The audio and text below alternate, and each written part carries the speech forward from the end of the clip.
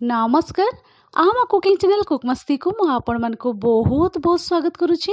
आज मु आपण मन को पे नै के आसीछि सुआदिया चाउଳ काकरा पिठार रेसिपी। जेते बेले भी आपण मन को खाइबा को इच्छा हबा आपण माने ई प्रोसेस रे तयारी करी कि एन्जॉय करि परिबे। आ आशा करिबे ई रेसिपी आपण मन को निहाती भाबरे पसंद आसीबो। आपण माने वीडियो को प्रथम रु शेष पर्यंत देखंतु। आ आज रे ई रेसिपी आपण मन को टिके भी जदी पसंद आसीले लाइक शेयर निहाती करिबे। चैनल रे नुआ ताहले कुकमस्ती चैनल को सब्सक्राइब करबा पे जमार भूलिबेनी। ताहले चलंतु डेरी न करिकि आजिर ई सुआदिया चाउଳ काकरा पिठार रेसिपी आमे आरंभ करिबा। एठी मु गैस सेट को पळे आसीछि आ कढ़े मु रखि दैछि फ्लेम को पूरा लो रे रखि दैछि। एबे आमे एठी पानी दे देबा। पानी मु नै जाइछि टोटल एठी 2 कप आउ अधा मु एठी नै जाइछि पानी। आपण माने मने रखिबे जे कोनोसी गिना कप बा गिलास आपण माने सेट करिकि यूज करिबे। तो एठी टोटल मु दे देउछि 2 कप आउ अधा कप एठी मु पानी नै जाइछि। पानी दे सारिला परे आमे स्वाद अनुसार लूण दे दबा। ता सहित एठी मु दे देउछि चीनी बड़ चामच रे 2 चामच मु दे देछि। आपण माने टेस्ट करिकि दे पारिबे। चीनी बदल रे आपण माने गुड़ मध्य ऐड करि पारिबे। चीनी दे सारिला परे एबे आमे एठी पान मधुरी दे दबा। आ एठी मु पान मधुरी दे देउछि आधा चामच पाखा पाखी। आ आपण माने भी जदी अवेलेबल अछि पान मधुरी ताहाले निश्चय ऐड करंतु। चाउଳ काकरा खाइबा पे बहुत ही स्वादिया लागिबो। पान मधुरी दे सारिला परे आमे टिके भल भाबरे मिसई दबा। एबे आमे फ्लेम को रखि दबा मीडियम फ्लेम रे। 2 रु 3 मिनिट पाखापाखि हो जाइए और पानी भी भल भाव में फुटी आसिलानी। तो देखिपे आपण मैंने एबे आमे ए पॉइंट रे देदेबा घी ये मु गोटे छोट चामच दे दूची। जदि आपण मन को पसंद ताहले आपण माने ऐड करिवे नहले आपण माने स्किप भी करि परिबे। आ एठी छोट चामच रे गोटे चामच घी दे सारिला परे पुणी थरे आमे भल भाव में मिसई देबा। आहुरी आ 1 रु 2 मिनिट पाखापाखि भल भाव में फुटी आसिलानी। एबे आमे फ्लेम को एठी लो टू मीडियम मझिरे रखिदेबा फ्लेम को। आउ ए पॉइंट रे आमे ऐड करिदेबा चाउଳ चूना 2 कप आउ अधा मो पानी नै जाइथिली। ता सहित एठी 2 कप भर्ती करिकि मु नै जाइछि चाउଳ चूना। आ मने रखिबे गोटे हाथ रे स्पून धरिकि आ गोटे हाथ रे आपण माने चाउଳ चूना को ऐड करिवे। आ एम्ति भल भाव रे चारिआडू मिसई दउथिबे। एठी मु फ्लेम को रखि दैछि लो टू मीडियम मझिरे। आ देखि पारुथिबे भल भाव रे मु चारिआडू मिसई दैछि। आ बहुत भल भाव रे मिसी जाइछि। आ चाउଳ चूनार जंतुणी भी रेडी हो जाइछि। तो चलंतु एबे मु फ्लेम को ऑफ करि दउछि। आ ठंडा हेबा पई गोटे प्लेट को मु सब जंतुणी को मु ट्रांसफर करि दउछि। आ एठी देखै दउछि मु आपण मन को गोटे प्लेट को एम्ति सब जंतुणी को मु ट्रांसफर करि दैछि। आ आमे किछि समय पई एम्ति कवर करिकि टिके ठंडा हेबा पई छाडी दबा। से भितर आमे सुआदिया नडिया पूरा आमे रेडी करि दबा। तो एठी मु गैस सेट को पळे आसीछि। कढ़े मु एम्ति रखी देइथिली फ्लेम को रखी देइछि लो टू मीडियम मझिरे।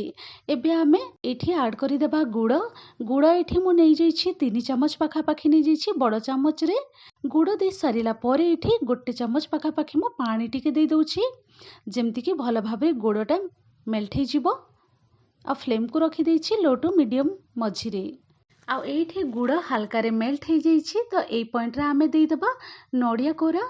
नडिया को मु भल भाव रे तार चोपा ऊपर लेयरटा जो थाए सेटा मु काढ़ी देइछि। काढ़ी दे सारिला परे मु ब्लेंडर जार भर्ती करिकि ताको एम्ति ग्राइंड करिकि नै जाइछि। तो सब नडिया कोरा एठी मु ऐड करि देइछि। आउ थरे आमे भल भाव रे मिसई देबा। मिसई दे सारिला परे एठी मु ऐड करि दउछि गुजराती गुंड टिके ऐड करि दउछि। बहुत ही बढ़िया बास्ना आसीबो। तो देखि पारुथिबे बहुत भल भाव रे भाजी हे जाइछि। आ गोटे मिनिट पाखा पाखी आमे भाजी देबा लो टू मीडियम मझिरे रखिकि फ्लेम को। आ एठी 1 रु 2 मिनिट पाखा पाखी हे जाइछि। आ नडिया पूरा रेडी हे जाइछि। बहुत ही भल भाव रे देखि पारुथिबे एठी नडिया पूरा रेडी हे जाइछि। बहुत ही स्वादिया चाउଳ काकरा पई नडिया पूरा मध्य रेडी हो जाइछि। एबे मु फ्लेम को ऑफ करि दउछि। आउ ए नडिया पूरा को मु गोटे प्लेट को बाहर करिकि मु साइड करिकि रखि दउछि। तो एठी देखै दउछि मु आपण मन को नडिया पूरा को मु एम्ति प्लेट रे बाहर करिकि साइड करिकि रखि दउछि। तेबे चलंतु एबे आमे जिबा नेक्स्ट प्रोसेस को। आ ए साइड रे मु आपण मन को देखै दउछि जंतुणी भी हल्का रे ठंडा हो जाइछि जेमिति कि आमे हाथ रे भल भाव रे टिके धरि पारुथिबा। तो एठी मु टिके घी दे दउछि। जदि आपण मन को पसंद ताहले आपण माने घी यूज करिवे नहले हल्का रे आपण माने तेल टिके यूज करि परिबे। घी एम्ति दे सारिला परे हमें भल भाव रे पूरा मिसई देबा। तो एठी देखि पारुथिबे 1 ରୁ 2 मिनिट पाखापाखि मु पूरा भल भाबरे एमती मिसई देकी पूरा सॉफ्ट डो मु रेडी करी देइछि। तो चलंतु एबे पिठा तैयारी करिबा प्रोसेस को आरंभ करिबा। तो एठी आपण मानकु जेतिकी दरकार जेतिकी बड़ आपण माने चाउଳ काकरा तैयारी करिवे जेतिकी बड़ शेप दरकार आपण मानकु सेही हिसाब रे आपण माने एमिति छोटो साइज रो गोल करिके आपण माने डो को नै पारिबे। ଆଉ ହାତ ସାହାଯ୍ୟରେ ଭଲ ଭାବରେ ତାକୁ ଆମେ ରାଉଣ୍ଡ ସେପ୍ ଦେଇଦେବା। ପ୍ରଥମେ ରାଉଣ୍ଡ ସେପ୍ ଦେଇ ସାରିଲା ପରେ ଏମିତି ରାଉଣ୍ଡ ରାଉଣ୍ଡ କରିକି ଆମେ ଚାରିଆଡ଼ୁ ବୁଲେଇ ଦେବା। ଦେଖିପାରୁଥିବେ ଆଉ ବହୁତ ଭଲ ଭାବରେ ପୁର ପାଇଁ ଏମିତି ଜାଗା ହେଇଗଲା। ତ ଏବେ ଆମେ ପୁର ଏଠି ଆଡ଼୍ କରିଦେବା। ଆଉ ମନେ ରଖିବେ ଆପଣମାନଙ୍କୁ ପୁର ଯେତିକି ଦରକାର ନଡ଼ିଆ ପୁର ଆପଣମାନେ ସେ ହିସାବରେ କମ୍ ବେଶୀ କରିକି ୟୁଜ୍ କରିପାରିବେ। ଏଇଠି ମୁଁ ଛୋଟ ଚାମଚରେ 1 ଚାମଚ ଦେଇ ଦେଉଛି। ପୁର ଦେଇ ସାରିଲା ପରେ ଆମେ ଚାରିଆଡ଼ୁ ସିଲ୍ କରିଦେବା। ସିଲ୍ କରିଦେଇ ସାରିଲା ପରେ ଆମେ ଭଲ ଭାବରେ ତାକୁ ରାଉଣ୍ଡ ସେପ୍ ଦେଇଦେବା। ଦେଖିପାରୁଥିବେ ଆପଣମାନେ ଆଉ ଏମିତି ହାଲକାରେ ଆମେ ଟିକେ ଫ୍ଲାଟ୍ କରିଦେବା। ଏମିତି ଚେପ୍ଟା ଟିକେ କରିଦେବା ଯେମିତିକି ପୁରଟା ଚାରିଆଡ଼େ ପୁରା ବହୁତ ଭଲ ଭାବରେ ସେପ୍ ହେଇକି ରହିଯିବ ଆଉ ଖାଇଲା ବେଳକୁ ବହୁତ ବଢ଼ିଆ ଲାଗିବ ଖାଇବା ପାଇଁ। ଏଇଠି ମୁଁ 1 ଚାଉଳ କାକରା ତିଆରି କରିକି ଆପଣମାନଙ୍କୁ ଦେଖେଇ ଦେଇଛି। ଆଉ ଗୋଟେ ମୁଁ ଆପଣମାନଙ୍କୁ ଦେଖେଇ ଦଉଛି କରିକି ଏମିତି ଛୋଟ ସାଇଜର ଗୋଲ କରିକି ଆପଣମାନେ ହାତରେ ନେଇଯିବେ। ତାକୁ ଏମିତି ସେପ୍ ଦେଇଦେବେ। ମଝିରେ ଏମିତି ଟିକେ ହୋଲ୍ କରିଦେବେ। ଏମିତି ହୋଲ୍ କରିଦେଇ ସାରିଲା ପରେ ଦେଖିପାରୁଥିବେ ଆପଣମାନେ ଏଇଠି ଆମେ ପୁରକୁ ଆଡ଼୍ କରିଦେବା। ଯେତିକି ପୁର ଦରକାର ଆପଣମାନେ ସେଇ ହିସାବରେ ପୁରକୁ ଆଡ଼୍ କରିବେ। ଆଉ ଭଲ ଭାବରେ ଏମିତି ଚାରିଆଡ଼ୁ ଆମେ ସିଲ୍ କରିଦେବା।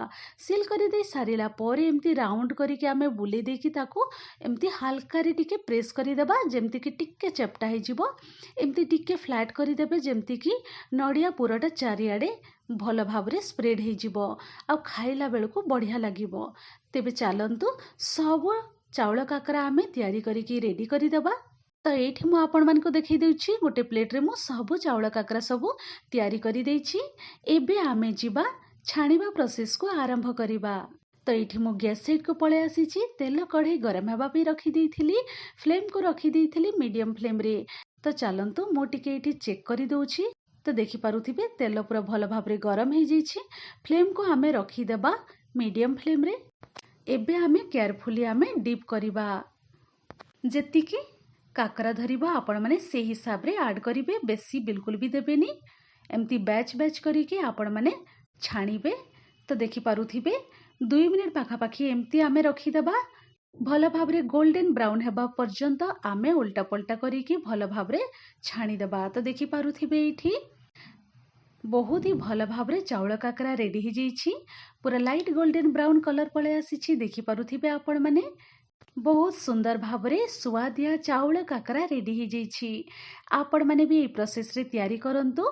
ଯେତେବେଳେ ବି ଆପଣମାନଙ୍କୁ ଖାଇବା ପାଇଁ ଇଚ୍ଛା ହେବ ଆପଣମାନେ ଫଟାଫଟ ତିଆରି କରିକି ଏନ୍ଜୟ କରିପାରିବେ। आशा करी आज चाउल काकरार पिठा आपण मानकु निहाती भावे पसंद आसीथिबो।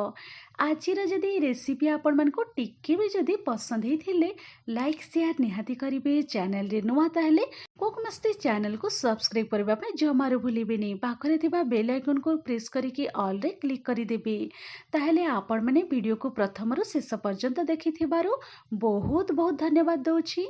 मु रोची पुणी एमती इजी टेस्टी स्वादिया रेसिपी नहीं कि आपण मान पाखक पुणी थरे मु फेरबी। Thanks for watching. Bye bye, take care.